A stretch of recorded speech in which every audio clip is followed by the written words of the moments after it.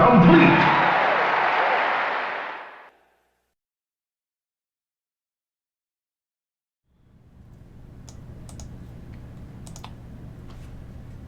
Oh.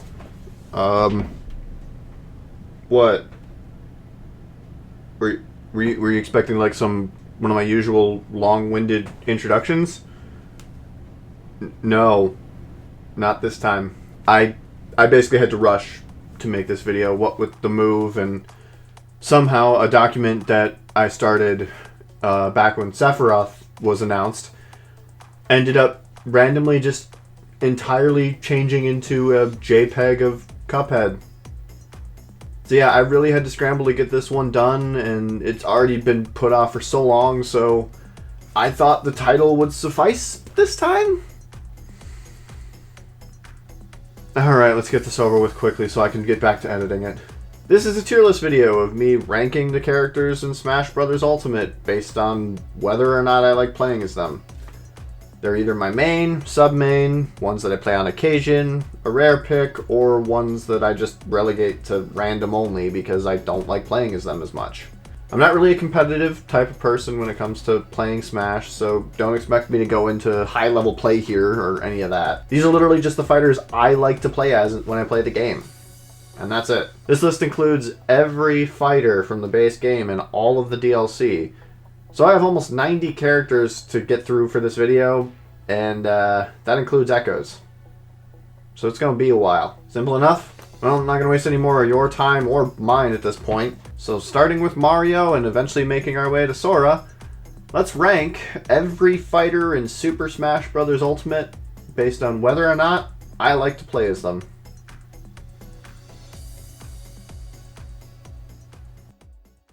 Number 1, Mario. Sakurai's favorite punching bag for character reveal trailers, Mario has a fun history of using different powers and suits to fight his enemies, but none of that is used here. While he may have his 3-hit combo ripped straight from Mario 64 and can shoot fireballs, he's much more content using a glorified Super Soaker and pretending to be a matador than hopping into a Tanuki suit to tail whip his foes into oblivion. Mario may be Nintendo's mascot, but he's not much of a fighter without his handy-dandy DMCA notice, so we'll just slot Mario into the rare pick category and pray that they don't think about adding a Chris Pratt voice pack into the game.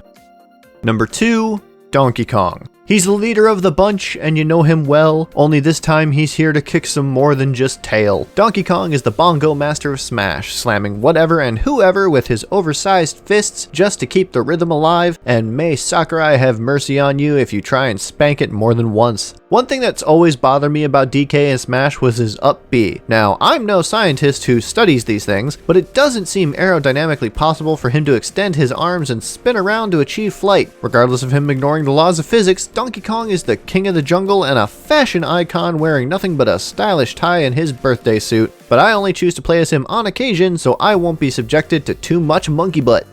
Number 3, Link. Of the 3 Links in Smash Ultimate, I personally like this Link the least. He may have more range than his smaller alternative selves, and the Sheikah Bombs do add a nice bit of extra strategy to his fighting style, but he feels comparatively slower than the small boys without any additional advantage outside of that. If anything, I wish Zelda had been given the Breath of the Wild makeover because damn! But instead we're stuck with Blue Link instead of a Green Link, and I only play this silent protagonist in a Gucci pullover on occasion.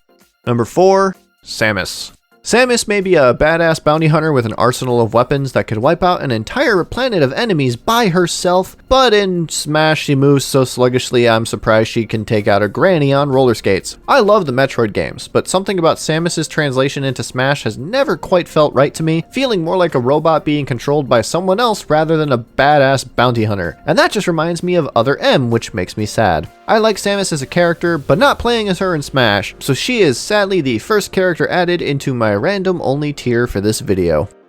Number 5, Dark Samus. Dark Samus is like regular Samus, but she has veins on her suit that both intrigue and terrify me. She's enough of an enigma for me to be turned on by her, but not enough for me to actually want to do anything with what is likely an eldritch horror with an hourglass figure. Dark Samus in Smash plays just like regular Samus, but floatier, but that's not enough to get me interested in playing as her, and she's stuck in the random tier alongside her candy apple colored cousin.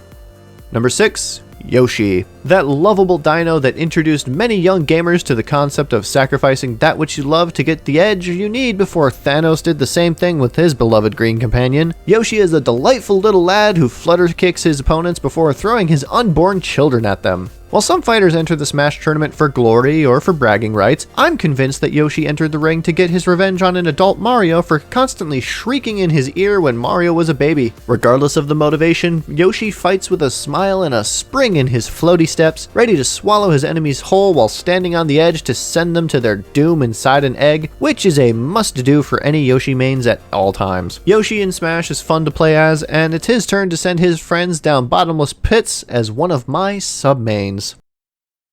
Number 6. Kirby.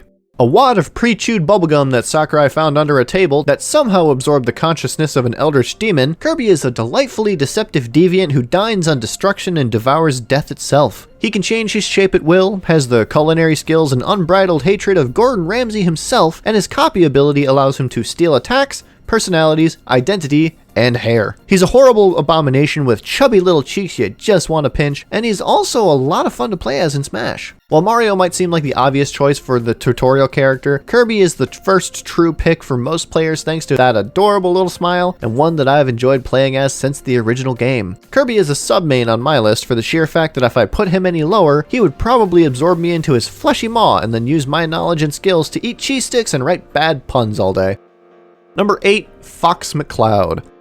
Fox is one of those fighters that I know is good for competitive play, but I don't fully understand what Wave Dash means, so I don't play as him all that often. His Pew Pew laser is kind of fun to just annoy your opponents with from the side of the stage, and his Reflect can be useful towards mitigating some damage, but otherwise I just don't get how to play him well. Y'all can have some fun somehow flying beneath the stage with his attacks and have fun tap dancing back and forth in place or whatever, but I consider him a rare pick at best since I would much rather be playing Star Fox 64 than Star Fox Smash Bro. Number 9. Pikachu.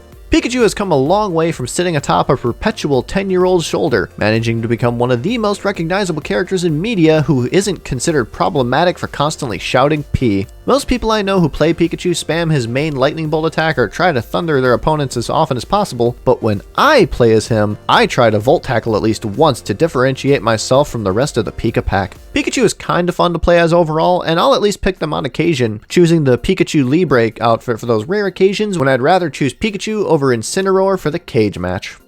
Number 10. Luigi. The perpetual player 2 to the domineering force that is Mario Jumpman Mario, I've always strangely related to Luigi. We're both tall, awkward, and have gelatin-based doppelgangers, but the one advantage I have over this cowardly plumber is that I ain't afraid of no ghosts. Luigi's moveset in Smash is a mixed bag of references and straight-up weirdness, which is a surprisingly perfect fit for him considering he's full of weirdness. I mean, just look at that pose taunt of his. Luigi is fun to play as, especially when I'm pulling off my perfect Luigi impression. So I play him often enough to consider him one of my sub-mains, thus allowing him to finally step out of his brother's shadow. Number 11. Ness. Ness is a snot-nosed little punk who probably eats his own boogers and is one of my least favorite characters in every Smash game. He's only here for posterity at this point alongside Captain Falcon since both of their franchises are dead and buried. But unlike Falcon, I'm alright with Ness piecing out for good. Ness is so deep in the random tier that even his PK Fire won't be able to light the way home, and I'm glad his father abandoned him. Number 12. Captain Falcon. Captain Falcon is best known nowadays as that fighter in Smash Bros who just wants everyone to show him their boobs, but that may also be because his origins as an F-Zero racer don't really factor into his moveset outside of his final smash. Regardless, Captain Falcon is fast, strong, and a lot of fun to play as, and has been one of my favorite characters in Smash since the very beginning. Whenever I Falcon punch literal children in the face, hump someone so hard they explode, or smack them into the floor with a fiery fist of fury, I have fun when playing as this speed racer wannabe. Captain Falcon has been a mainstay in my personal roster since the beginning, and with Ultimate, something just finally clicked within me, making him the first fighter in Ultimate's roster I consider a main. Now, if we could just get a new F-Zero game, I would be happy. Number 13. Jigglypuff. The rotund lyrical genius of Super Smash Bros., Jigglypuff thrives on putting her opponents to sleep and being a ball. She steals a lot of her moves from other better fighters like Sonic or Kirby, and I personally feel like she's not that fun to play as. Claude, however, thinks that Jigglypuff is a baron of hell thanks to a nightmare they had, but I think Jigglypuff's just annoying, and not in a fun, trolling sort of way. Jigglypuff is one of those fighters I occasionally forget is even in the game until I'm stuck playing as her, and that only happens when I'm choosing random, so she'll stay in the random tier where she can have dominion over both Hell and my Smash rejects. Number 14, Princess Peach. It's nice to see a game where I can play as Peach and she doesn't use her emotions as a literal weapon, unlike her only solo title to date. And in Smash, she's at least kind of fun to play as. Hip-checking opponents and practicing her golf swing are interesting moves to give to an otherwise prim and proper lady. But probably the move that I find the most hilarious is when she pulls Toad out from under her dress to take the hit for her like some kind of martyr. Like, I get that your royalty and these sentient mushrooms are effectively your slaves, but those pudgy little Meg Turney sound-alikes don't deserve that kind of treatment. Peach is alright to play as, so I'll just play as her on occasion. Number 15, Princess Daisy. There's virtually no difference to how Peach and Daisy fight, but Daisy is easily the better of the two for my own reasons. She's just the more attractive princess, especially when she's in her red and black getup, and she's just an all-around better character to boot. Peach may be a princess, but Daisy is an absolute queen, and I will simp for her until the day I die. Daisy is my go-to girl from the Mario universe, and one of my sub-mains in Smash, even though I would totally sub for her. Number 16, Bowser. The big lizard daddy of the Mario universe, Bowser is the only character in the roster that I feel absolutely comfortable calling a daddy for the sheer fact that he has a child in this very game. Bowser is beefy, full of kemped-up rage for having to raise a snot-nosed kid like Bowser Jr., and ready to pull you into a spike-filled hug as you both sail off into infinity at a moment's notice. The only way that they could somehow improve Bowser in Smash would be to give him a Bowsette skin, but that brings up a whole can of worms that are best left unopened. Bowser is a fun, tanky character to mess around with, and I play him enough for the Koopa King to be considered one of my sub-mains. Number 17, the Ice Climbers. A chilly pair that in a different context would likely be seen as the premise of a horror film, the Ice Climbers love to do everything together except dying, and that's when their potentially incestuous relationship truly gets strained. Look, I haven't found any info on whether or not they're related, or Popo is just so deep in the friend zone that Nana has started getting them matching outfits for her Instagram or whatever, but that's not the point here. Their moveset is basic outside of their annoying ice stuff, but overall I just don't play them because I feel like even with two of them, they don't dish out enough damage for one of them. The way I see it, sometime down in the summit in the random tier could do this pair some good to figure out their Facebook relationship status, and I refuse to update that website's name out of protest because their new name is just dumb. Number 18, Chic. I was never really a fan of Chic and Zelda when they were one character, but now that they've split them up into their own fighters, I don't hate them, I just don't play either of them all that often. Chic is the one that I prefer of the two, what with their nimbler movement and implosion bomb thingy, but I still don't play as her all that often. I just feel like they don't do much damage overall, and by the time I take one of my opponent's stocks, they've already taken 3 of mine somehow. Ultimately, Chic is a rare pick for me, regardless of if she's shackled to Zelda.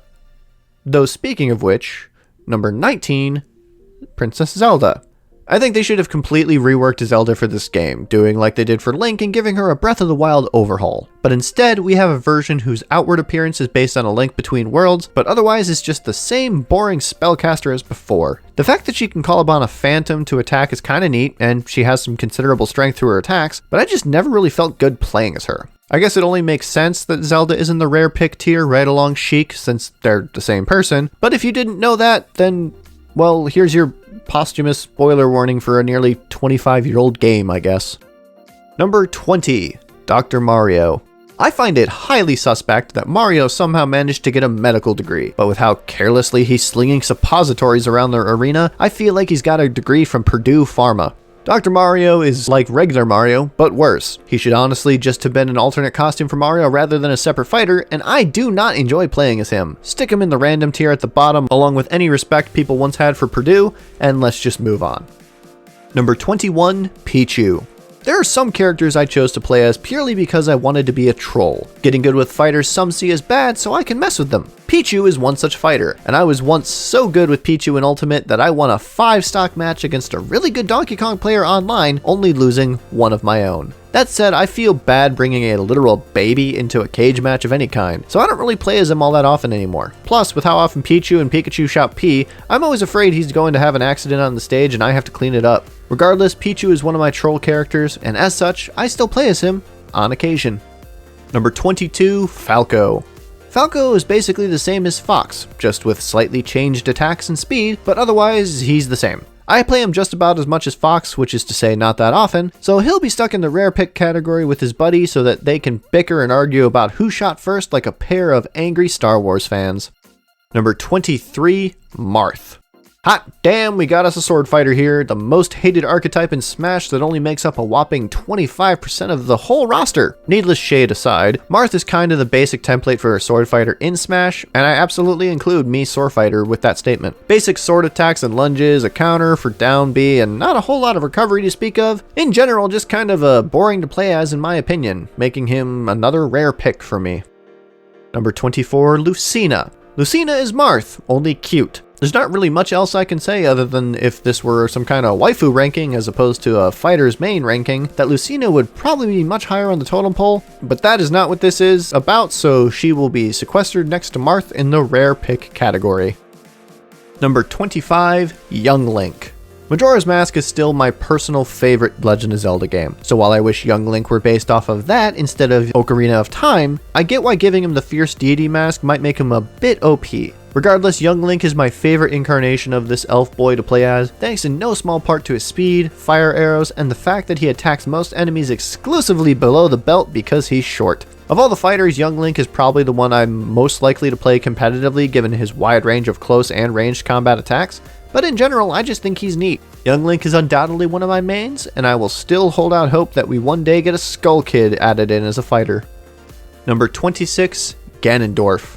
The literal power-hungry villain of Hyrule, Ganondorf's thighs alone could crush any opposition and let him do whatever the fuck he wants. He's the very definition of heavy, meaning he's built like a freight train and hits like one too, especially when his target is a living sandbag with hopes and dreams. What I want to know is why Sakurai keeps adding links to the game when he could have added Wind Waker Ganondorf or even Calamity Ganon as fighters. Now that would have been absolutely wild. Ganondorf is a dilf who could really use a win every once in a while, so I play him enough to consider him one of my submains.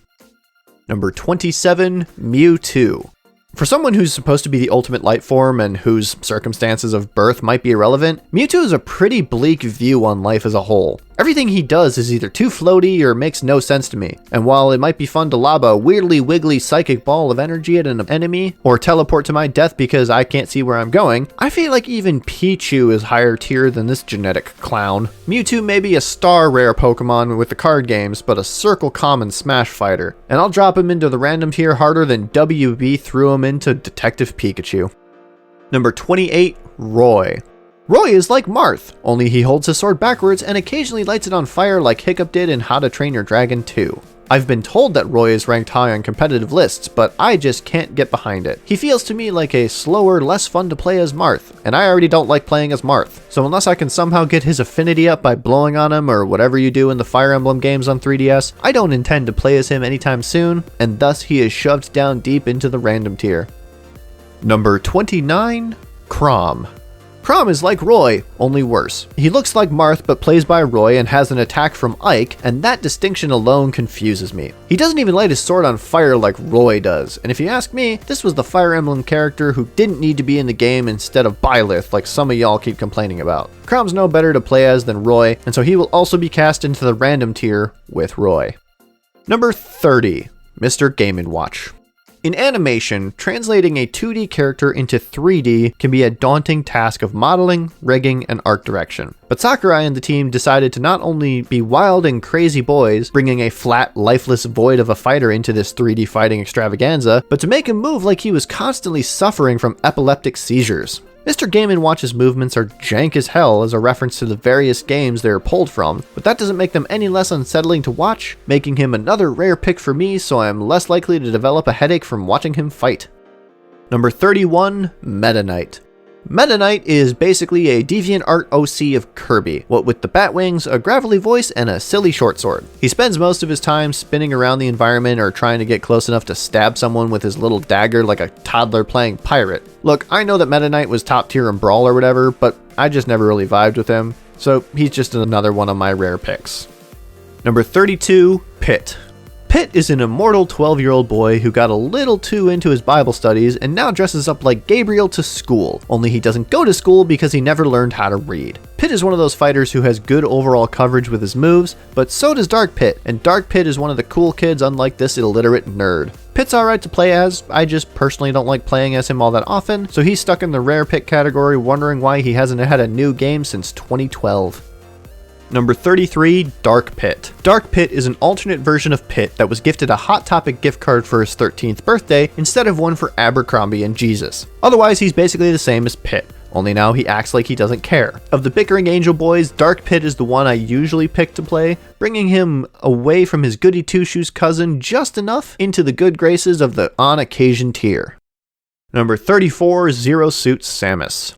Samus is one of the most respected bounty hunters in the galaxy, and you would think with a high-tech suit of armor that she'd be unstoppable, but somehow stripping away all that armor and slapping on a bodysuit makes her somehow better. I can't quite grasp why that might be.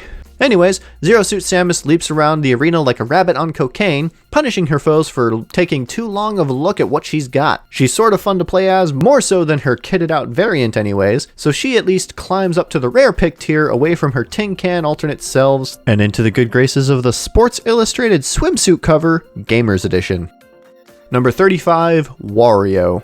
Wario is a fart man who rides a motorcycle and covets the sweet nectar that spews forth from capitalism's teat. This Danny DeVito looking doofus can't even be bothered to buy a shirt that fits, let alone fight good. So it's no wonder he's got no range and constantly drive his motorcycle off the edge of every cliff he comes too close to. In general, Wario is just okay to play as, making him a rare pick for me and making me even more sad that his tennis doubles partner Waluigi isn't here to see him fail so spectacularly. Number 36, Snake. Snake was the first third-party inclusion into Smash, but that doesn't mean he's allowed to use a gun. A witch can wear them as heels and a child can do crimes using a gun, but not Snake, a master assassin with booty cheeks that alert guards. Though apparently an RPG, mortar, and grenades are fine? Look, I don't know, Snake just confuses me in this game, which I suppose makes sense given his creator, but he's also not a fighter I seek out, and so I'll put him in the rare pick box so he can maybe hide his shame. Number 37, Ike. I'm not personally a fan of Fire Emblem, as you have probably guessed by the 4 fighters before this that I placed in either random or rare pick tiers. But Ike is different. I like Ike. He's strong but fast. A lot of his attacks give him a sense of range unlike the other sword fighters, and he's beefy enough to last in a match for quite a while without relying too heavily on his counter. Ike isn't the only Fire Emblem character I choose to play as, but he's certainly the one I play as the most, and I have no qualms adding him to my mains tier. Number 38, Pokemon Trainer. I don't really like playing as Pokemon Trainer, and as such they will be relegated to the random only tier. However, since Pokemon Trainer themselves do not do any of the fighting in the game because they're too busy being a 10-year-old slave driver, I'm instead going to rank each of the Pokemon they command and rank them based on if they were individual fighters, and none of you are here to stop me. Number 39, Squirtle. The first indentured Pokemon on the team is Squirtle, the small blue turtle who should totally rock a pair of triangle shades, but for some reason does not in this game, even as an alternate costume. Squirtle is the weakest but fastest of the trio of fighters, and because I like the speed and his moves combo easy, I like to play as him. I wouldn't really say that he's a main, mainly because I so rarely play as Pokemon Trainer, so I'll do Squirtle a solid since his dumb trainer doesn't want to evolve him and at least give him a sub-main rank in this list. Number 40, Ivysaur. Ivysaur is the middle child, both in that he's the middle of the roster and the only mid-evolution in Pokemon Trainer's team. That said, I don't like Ivysaur. Be Bulbasaur or Venusaur or get out. Also, he's bad to play as in Smash. Like, who thought it would be a good idea to make his primary Smash attack only shoot upwards? I know some of y'all in the competitive scene love Ivysaur, but I ain't in that camp, fam. And since he isn't eligible for random tier because you can't just play as Ivysaur, I'll put him towards the bottom of the rare pick tier and move on to Charizard like I usually do when Ivysaur comes up in the rotation. Number 41, Charizard. Charizard is the only one of the trio to break free of the shackles of his Pokeball and become his own fighter for the Wii U 3DS releases of Smash, but somehow returned to servitude for the very next game. Charizard is a heavy hitter with an attitude, but the only attacks that matter are the Fire Breath and Flare Blitz moves, even if the latter move hurts you a bit for using it. I greatly prefer Squirtle for his mobility and speed, but when I really want to launch someone, I send Charizard their way, so I'll at least play as him on occasion. Number 42, Diddy Kong. Another one of my troll characters. I play Diddy Kong even more than I do Pichu for the simple fact that I can actually do some damage as Diddy. And not just damage towards an opponent's stock either, but full force psychological damage, baby. You ever get humped in the face by a monkey only to have him shoot his nut right afterwards? Well, that's how Diddy roll, baby. Or at least that's how Diddy roll when I play as him. Regardless, I've stood at the edge of the arena spamming his clapping taunt enough times to consider him one of my more played characters, so he's certainly earned his spot in the sub-main category. Number 43, Lucas. Everything I said about Ness applies to Lucas. Mother 3 is never going to be released again outside of Japan, and this soulless deviant can rot in the bottom of the random tier for all I care. Moving on. Number 44, Sonic. The blue blur has graced Super Smash Bros. With his hip, cool guy persona ever since the halcyon days of Brawl, and he's one of my favorite third-party inclusions in the game. His moveset invokes a sense of speed that other characters obviously can't match, and being able to not only dish out attacks quickly, but run away from any retaliation is a rewarding experience. I would love it if some of his attacks were a bit stronger, but that hasn't stopped me from enjoying playing as him all these years, and with Ultimate, he quickly rocketed up to the top of the board and became one of my mains. Number 45, King DDD. The burly penguin ruler of Dreamland, King DDD moonlights as a wrestler, because even a king sometimes wants to smack around his subjects with anonymity. When he's not smacking around opponents with his hammer or copying almost everything Kirby does out of envy, he's probably launching Gordos and waiting for you to draw him like one of his French girls. His warbly laugh and regal stage entrance give him all the personality he needs, and I'm at least willing to sate this king's lust for glory on occasion. Number 46, Olimar. Olimar is a small space boy who uses others to fight his battle for him. This isn't about finding loose ship parts or gathering enough food to survive the winter or whatever. This is about a small Amazon space delivery boy enslaving color-coded creatures with flowers on their head and sending these underpaid employees to their deaths like some malignant union buster. Needless to say, I personally do not enjoy playing as Olimar in Smash, so he's stuck down in the random tier where he can hopefully be haunted by the many Pikmin spirits he has sacrificed for his needless bloodlust. Number 47, Lucario. A lot of people like Lucario, and while I admit he's a cool type matching and can be effective to have in the main Pokemon games, I don't really like playing as him in Smash. As far as fighting types go, I would much rather see Hitmonlee, Hawlucha, or Mienshao make it in, but because he looks a little like Sonic and got a main spot in a Pokemon movie, he got special treatment, I guess. Lucario is one of the most overrated Pokemon in my opinion. He's not really that much fun to play as in Smash either, and as such, he's down in the random tier on my list. Number 48, Rob. Number 5 is alive, but Rob the robot might as well just stay packed down deep inside a toy store discount bin for all I care. I think it's hilarious that they added Rob as the only fighter in Smash that technically does not originate from a video game, but is rather an attachment to a system, and they didn't even do him justice as a fighter. His laser is like one of the only things he has that can actually be useful in battle, and even then you're lucky if it hits. In general, I think Rob is a good bit of nostalgia, kind of like Mr. Game & Watch, but I would much rather play with an actual Rob than his Smash incarnation, and as such, he is relegated to the random tier. Number 49, Toon Link.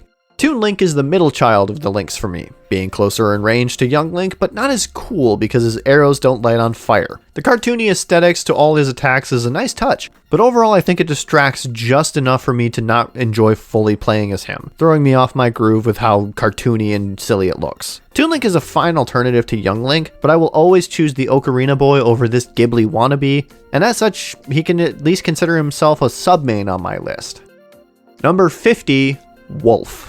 Wolf is like Fox and Falco, but at least his attacks are slightly cooler. His pistol blast look cooler, his claw forward attack thing looks cooler, and his leather jacket looks pretty dope, but I still don't like playing as him. He's at least a little bit more fun to play as than Fox or Falco, so he's kind of stuck in the rare pick tier category because I really don't know how to play as him.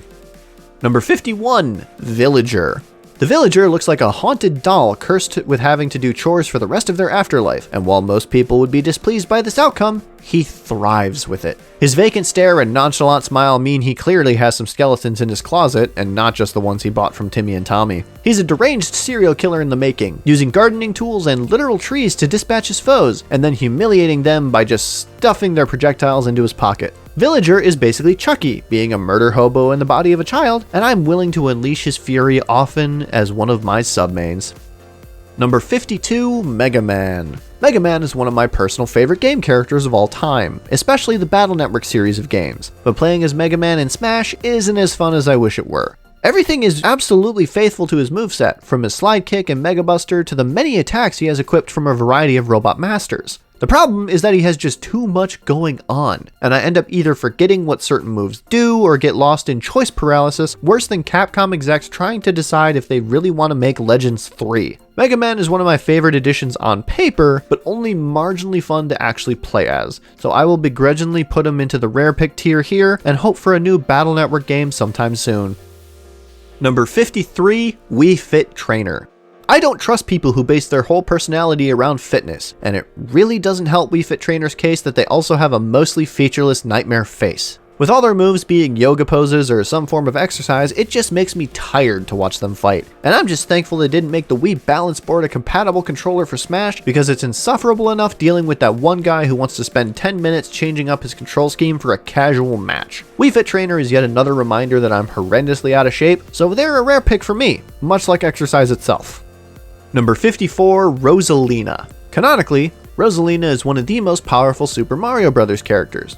Too bad none of that power seems to have transferred into Smash. Rosalina's whole gimmick is sending out her star children to smack people around for her while she floats around, and I honestly don't care enough about her as a character to even dive into her lore to make more jokes than that. She's floaty in all the wrong ways and enslaves little bits of likely underdeveloped literal space dust, and so I cast her into the infinite abyss of the random tier in hopes that she doesn't find a launch star to somehow bring herself back. Number 55, Little Mac. Little Mac is one of the most despised fighter in Smash Ultimate for his terrible recovery, and that's about it. But he was my main in Super Smash Bros. For Wii U, and that sort of carried over into Ultimate for a little while. Whether it's because I found other characters that I prefer, or because his admittedly terrible recovery finally got to me, I still enjoy playing as him, but do it much less often than I used to. Still, his KO meter is a fun mechanic, and if you can stay on the stage, he's fast and literally packs a punch, so I will still consider him a sub-main. It might not be the title belt, but at least it's better than losing to Glass Joe. Number 56, Greninja. Another holdover main from Smash Wii U, Greninja is different for the fact that I actually like playing as him, and his position in my tier list hasn't moved. When you're selected for the roster simply because your design is cool, it can sometimes not translate to a good fighter, but somehow this kick-ass frog with a tongue scarf managed to get a kick-ass moveset to go along with his wet and wild fighting style. Everything from his substitute counter to his water shurikens are fun to play with, but smoke dashing across the arena and rocketing up with high-powered water jets just adds to the overall fun that this Pokemon can bring, and he still stands tall as one of my mains. Number 57, Palutena. Palutena may be the goddess of something, but despite her supposed incredible power that I know about because Pit won't shut up about it, she's basically just a green-haired Zelda who shouts everything she's about to do. Most games discourage the use of auto-aiming hacks, but Palutena has one built into her Orvis staff, making me trust her even less than I already did. Palutena might have the looks of a goddess, but she's a crippled god, and I don't understand why this random tier pick wasn't just made into an echo for Zelda. Number 58, Pac-Man. Did you know that Pac-Man's name was originally Puck-Man in Japan, but they changed it to Pac-Man in the States because they were afraid that people would scratch off part of the P on arcade cabinets? I bring up this completely innocuous detail about Pac-Man because I honestly don't have a lot to say about him. He runs around a maze all day eating day-old fruit for profit, throws sprites of other better games at his opponents, and has eyeballs that look like blackened squished versions of themselves. The only two things that truly perplex me about him are his oven mitt hands and the fact that he throws a fire hydrant, and I don't care enough about him to follow up that with a joke. Pac-Man is one of those series that I will play when I'm bored, and the same goes for Pac-Man and Smash. So I'll slap a quarter into the coin slot every so often, at least enough to consider him a rare pick. Number 59, Robin. I think I've made it pretty clear by now that I'm not a fan of Fire Emblem characters, but I had hopes that Robin would break the mold and be something worth playing as. Unfortunately for me, what I got was a character that's not a good sword fighter, not a good magic user, and their only redeeming quality is their anime good looks regardless of the gender you choose for them. Robin gets points for bringing a book to an all-out brawl and somehow not getting stuffed into a locker, but I'm stuffing them into the random tier since that's the closest comparison I have here today. Number 60, Shulk. I never played Xenoblade Chronicles because by the time I learned about what it was and had any interest in it, a copy for the Wii was $80+ and the 3DS version hurt my brain, so my knowledge of Shulk comes exclusively from Smash. From what I can gather, he's a wannabe Jedi teenager with that ever so controversial trait of taking off his shirt despite being told to keep it on, and he can somehow change his abilities at will to do better based on what color powder he snorts. Look, I don't know, man. Shulk is a weird kid with an admittedly cool looking sword, but he's just another random tier pick in this chronicle. Number 61, Bowser Jr. Bowser Jr. is the kid who knows he's one day going to grow up to inherit his father's law firm or whatever, so he has free reign to act like an entitled snot-nosed punk. The only thing I can relate to with this little shit is the fact that he's a young artist, but that'll surely get beaten out of him along with the rest of his whimsy once he realizes that using a car with a built-in tongue isn't an effective mode of transportation. His dad might be King Koopa, but this guy would be lucky to be a Clown Koopa despite his best efforts. But I'll slot him into the rare pick for the simple fact that he's actually kind of fun to play in that Diddy Kong Pichu kind of annoying sense. Number 62, Duck Hunt. This is a pairing that I just can't get behind. Not because they're a duck and a dog, mortal enemies to the end of time, but because that dog has been helping to slaughter millions of the duck's friends since the 80s and has spent all that time just laughing about it. He's a heartless monster who should not be encouraged, and that duck deserves so much better. Relationship problems that are better discussed with a couples therapist aside, it also weirds me out that they decided to just bring along a band of wild gunmen they probably picked up as cheap labor somewhere in Nevada. As far as animal combos go, it's confusing on a number of levels, and so they're only a rare pick so I don't have to think about it all that often. Number 65, Ryu. Ryu is the face of Street Fighter, a martial arts master, and feels completely out of place in Smash Bros. His moves are sluggish and he only has like 3 combos, but at least that means he's faithful to his source material, I guess. He's got no range outside of his Hadouken, his only recovery is his Shoryuken, if you're lucky enough to even get close to an edge, and I was always more of a Mortal Kombat guy myself, so his inclusion really means nothing to me. I would rather they added Dan Hibiki to the fight over Ryu for the sheer comedy factor of that pick alone, or Chun-Li because them thighs are killer. But since they didn't and I'm stuck with eyebrows here, I'll just slot him into the rare pick tier on the rare occasion I want to play as a fighting game character instead of an animal or a random anime boy. Number 64, Ken. Ken is like Ryu, but he has much better hair, is better at kicking people, and also makes me wish he was Chun-Li instead. Ken is also a rare pick, much like how rare it is I choose to play Street Fighter games, and we're moving on. Number 65, Cloud. I only ever played the NES Final Fantasy games growing up, so my first exposure to Cloud was in Kingdom Hearts, and I'm sad we didn't get a Kingdom Hearts Cloud skin in Smash Ultimate once Sora joined. That said, Cloud has slowly grown on me as a fighter, thanks in part to his gameplay feeling similar to Ike and his surprisingly balanced limit meter. Charging the limit gauge and using it never feels OP because it takes time and patience to get it to work right, and pulling off a clutch powerful finisher with a limiter attack feels incredibly satisfying. Nostalgia is not what drew me to Cloud in Smash, but I eventually found my footing with him, and I now gladly call him one of my mains. Number 66, Corrin. I might not know that much about Fire Emblem, but even I know that die-hard fans of that series don't like Corrin's inclusion in Smash. As much as I hate to say it, if Smash really wanted to include a Dragonborn character, they could have made Corrin a Mii Fighter costume and brought in the Dovahkiin instead, because I legit forget Corrin is in the game most of the time, and I would much rather Dragon Shout all over fools than whatever weird kinky transformation bullcrap Corrin does. Corrin is so deep in the random tier that they're not even finding random encounters anymore. That's how much I don't care. Number 67, Bayonetta. Bayonetta is a literal witch with a fashion sense that would knock most men dead, but throw in a lot of hair and a killer librarian vibe and you have a absolute triple threat. While summoning gigantic feet or doing kickflips off of gun heels might seem sexy, it only makes for a fighting style that I feel is all flash and no substance. She's the definition of a tease with enough practice with her pouty lip that you won't even mind if it's all rehearsed, and by the time you realize you've fallen into her trap, she's already slowed down time and punted you off into oblivion. Bayonetta is a fun character conceptually to play as in Smash, but falls short of being fun for me, and so she's relegated to the rare pick tier for that rare occasion when I want to feel emasculated but also turned on.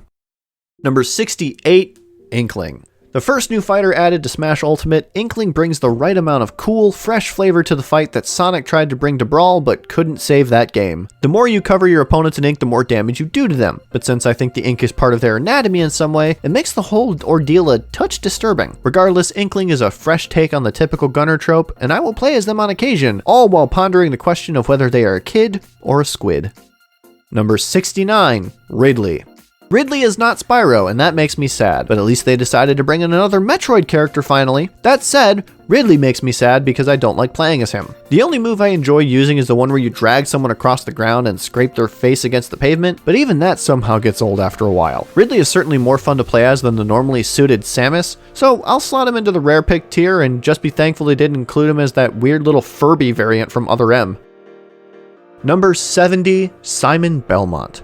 Simon Belmont might be a slayer of demons and vampires, but in Smash, he'll be lucky if he can take out literal children. Whips and chains might excite this beefcake of a human being, but nothing about how he plays in Smash excites me. His variety of monster hunting tools helps him to keep monsters from eating his man flesh, but they sure don't help him when he's more than 3 inches off the edge of a cliff. Dude has absolutely no recovery. Simon might have been one of the more requested characters in our Smash Ultimate wishlist video, but I'd sooner see him fall into the teeth of Dracula than play as him now, banishing him to the random tier. Number 71, Richter. Richter is basically just a more handsome version of Simon, looking more like a jock who was coerced into cosplaying alongside his nerdier friends at the convention. Richter keeps the family tradition alive and fell into the random tier right alongside his relative and all the other monsters banished to that endless void. Number 72, King K Rool. This large lizard lord whose inclusion in the game was long overdue, King K Rool brings his pirate lifestyle and conjunctivitis to the Smash arena for all to see. Whether he's launching cannonballs or his own crown, slamming his chinny chin down on fools, or slapping his own tummy to repel attacks, doesn't really matter because he does it all with the sense of style that only a king possesses. He got tired of trying to steal bananas, and so now he's here to steal the spotlight, and King K Rool certainly has earned his place among the Smash roster as one of my submains. Number 73, Isabelle. After spending her days stuck inside the mayor's office in New Leaf, Isabelle has a lot of aggression to get out, and a bottle of whiskey can only get you so far. Isabelle came into Smash ready to make friends and take down names for new villagers, and she walks away as one of the most fun characters to play as in the game. Her fishing line is great to troll players who love to hang off the edge of the arena, her squeaky hammer smacking enemies is just adorable, and her stop sign and popper attacks just go to show that she's not above warning her opponents of incoming attacks and celebrating her own successes. Isabelle is adorable, easily one of my favorite characters in both Animal Crossing and Smash, and she's been one of my mains in Smash Ultimate since day one. Number 74, Incineroar. As far as I can tell, the closest thing Smash Bros has come to emulating Dwayne "The Rock" Johnson, Incineroar is a literal beast of a wrestler who just loves to showboat. Every grapple, throw, and knee to the face is accented by a pose of triumph, and he's one of the few fighters who gets away with not only taunting his opponents with his counter, but also benefiting from said counter by literally going up in flames. Probably the strangest thing about him is that his standard Smash attack isn't pulling out a chair to smack against his opponent's cranium, but instead he just spins in place shouting "Go, go, go, go," like he's reciting some ancient war cry. Incineroar is one of the Pokemon I expected to get into Smash when I was making my predictions video a while back, and now that he's here, I only ever play as him on occasion. Number 75, Mii Brawler. I'm putting the Mii fighters here before the DLC characters because I don't want to end the list with them, so let's start with Mii Brawler. Mii Brawler is the one I actually like to play the most, mainly because I like the optional movesets a lot more, and because I can dress them up like Skull Kid from Majora's Mask. Brawlers are probably my favorite kind of fighter despite most of my mains being sword fighters, but Mii Brawler is still fun to play as, and as such I will pick them on occasion. Number 76, Mii Sword Fighter. Mii Sword Fighter is basically another Link when it comes to a lot of their moveset, but is somehow less fun to play. In general, Sword Fighter is just alright to me, with none of their moves feeling distinct or interesting, and thus I rarely play as them, which means it shouldn't be all that surprising that Mii Sword Fighter fits into the rare pick tier for me since I can't just drop him into the random pool. Number 77, Mii Gunner. Mii Gunner is easily my least favorite of the Mii fighters, mainly because none of their moves seem all that fun to use. The only reason I use Mii Gunner is to show off my Hank Hill Mii I made back in the Wii days, since the power of Propane can help you win any fight. I would honestly have placed Gunner in the random only tier, but since Mii fighters aren't part of random pool, I'll just bump him up to the very bottom of the rare pick tier for that rare occasion I want to show off Hank Hill and leave it at that. Number 78, Piranha Plant. Part of me knew that as soon as a bunch of irritated weeds got in before Waluigi, that the lanky lad's chances of getting in were basically gone. But that didn't stop me from holding out hope until the very end and resenting this Little Shop of Horrors reject. Once I let my resentment fall away a bit and actually played as him, I found that Piranha Plant was alright. Some of his moves are slow to get out, which can be annoying against anyone with actual speed, and a lot of his moves require a significant amount of setup, but in general he's just alright to play as. The one absolutely positive thing I can say about him is that I like how he has little Kirby feet beneath his pot, but we're not here talking about my foot fetish. I'd much rather just dump him in Weed Killer and open the spot up for Waluigi, but since that isn't ever gonna happen, I'll swallow my pride and at least play as him on occasion. Number 79, Joker. A reveal I don't think anyone really saw coming. Joker's inclusion in Smash opened the floodgates for potential inclusions to the game, but also reminded everyone that Snake still can't use a gun, but a teenager can. So what's going on there, Sakurai? Me personally, I haven't played much of Persona 5, so as far as I'm concerned, Arsene is more of a glorified Digimon that weirdly enough makes Joker do entirely different moves, so that's dumb. The worst part about Joker is just trying to coordinate schedules with him so you can actually show up to the fight. Regardless, I'm not a fan of anyone who bases their personality off of the Joaquin Phoenix movie of the same name, so Joker is a rare pick for me. Number 80, Hero. If there's one franchise I personally care about less than Fire Emblem, it's Dragon Quest, unless it's that Minecraft version, but that's not what we got here. Hero as a fighter is conceptually interesting, what with his mana bar and constantly interchanging selection of magic spells, but in execution, it requires you to learn how to speed read, and learning is for nerds, so I ain't doing that shit. Also, somehow, without fail, almost every time I play as Hero and rapid select an attack from that drop-down menu, it's Kamikaze, so that's fun. The only cool thing about Hero is that you can play as 4 different versions of him from across the various Dragon Quest games, but fancy clothes and a different Goku-like face isn't enough to keep him out of the random tier. Number 81, Banjo and Kazooie.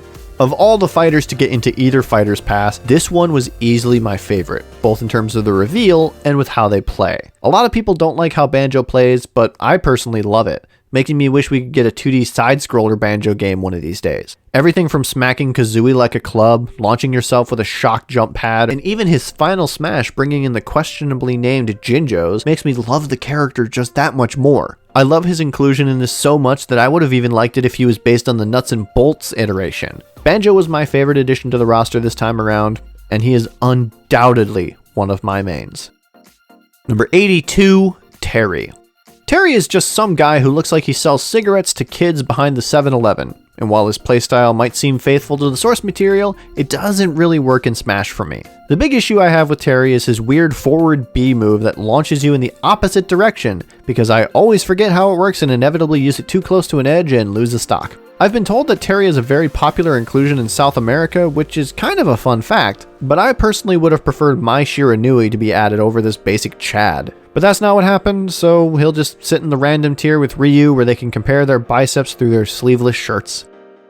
Number 83, Byleth. Byleth is the only other Fire Emblem character I actually like playing as besides Ike, but unlike Ike, Byleth is just alright. Their more versatile weaponry is a breath of fresh air compared to their mostly sword-only counterparts, and that whip sword is especially fun to play with. I think with time I could see myself enjoying playing as Byleth more, but for now, I'm alright just slotting them into the on-occasion tier and moving on before I have to blow on the screen to up their affinity or whatever you're supposed to do in Fire Emblem.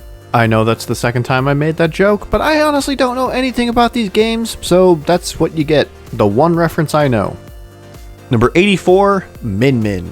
ARMS is one of those Switch games that just made absolute sense to me to be added to Smash, since they're both fighting games and it would add a unique character to the roster as a result. Instead of Twintel or Lollipop like I was hoping for, however, we got everyone's favorite little noodle bowl cutie, Min Min, and she plays exactly how I figured she would. Swapping between the various attachments and using her range to her advantage are both fun, and thankfully I don't have to randomly flail my arms at the screen to play as her like you do in the main game. Min Min may not have been my first choice for an ARMS rep, but I'm certainly glad she's here, and I'll gladly order a cup of noodles with a side of whoop-ass on occasion. Number 85, Steve. I'm convinced Steve's inclusion was done solely for the memes, and none of you can convince me otherwise. Steve is kinda like Villager in that his fighting style feels more like he'd rather be somewhere else doing chores, but instead of plucking weeds and smacking unwanted animals with his net, Steve is out there tearing everything up for his own purposes and then smacking you with a minecart for daring to get too close to his diamonds. Steve is a troll character through and through. One of his taunts is literally the Minecraft equivalent of teabagging, and I kinda like playing as him, so he's at least a sub-main. Number 86, Sephiroth. Sephiroth is the big bad guy of Final Fantasy VII, one of the most infamous villains in gaming, and his sword can touch the moon, but that doesn't make him all that fun to play as. I can get why they had to nerf his sword a bit by making only certain parts of it do real damage, but I'm not someone who plays fighting games looking for frame-perfect attack opportunities. I'm someone who enjoys throwing Diddy Kong at my opponent's face and laughing about it, so his sword just feels like an annoyance if anything to me. I do give them credit for making a shirtless version of him as an optional skin, and the fact that he's got his burnt chicken wing when he's taken enough damage is kinda neat, but otherwise Sephiroth is a rare pick for me. Number 87, Pyra/Mythra. I've been wary of dual characters like this ever since they split Chic and Zelda up, but Pyra and Mythra play enough alike and can swap back and forth quickly that I don't mind this pairing, along with their other assets. I may not have a clue about anything Xenoblade, but these two fighters together is kind of fun, and swapping back and forth between them is more fun than swapping Pokemon with Pokemon Trainer at least. I might not know anything about them as characters other than that they have huge tracts of land, but they're fun to play as, so I'll slot them into the on occasion tier. Number 88, Kazuya. I don't think anyone really saw this one coming, and having him dump a bunch of fighters at his favorite corpse dumping cliff makes Kazuya one of the most badass inclusions to the roster. His 10-hit combo move is admittedly cheap as hell, but everything else he does feels like it was ripped straight out of Tekken and modified only slightly to work with the frantic chaos of Smash. I think if anything, Kazuya is just a fun character to play as every once in a while when I can't convince my friends to play actual Tekken instead, so I'll put him into the on-occasion tier where he can tower over Ryu, Ken, and Terry as the superior fighting game rep. And finally, number 89, Sora. I definitely didn't think this would be the final fighter added to the game, but hey, weirder things have happened. Like Piranha Plant getting in over Waluigi, or people still wanting Goku in the game for some reason. Despite thinking this was impossible, I wholeheartedly feel that Sora was a good way to close out the roster, especially considering the love and attention to detail that went into building his moveset. Plus they gave him one of the best alternate skins with Timeless River, and that alone is enough to make me happy.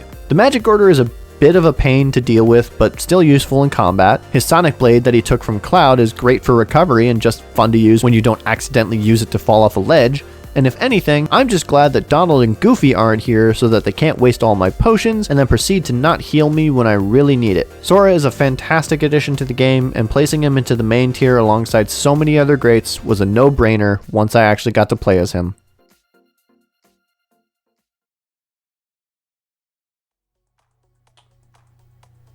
And there you go. All the fighters ranked on how much I like playing as them. This one took a lot to put together, not least of which because I essentially had to write the script twice because of some weird technical glitch that I'm still not sure how it happened. But I still had fun doing it.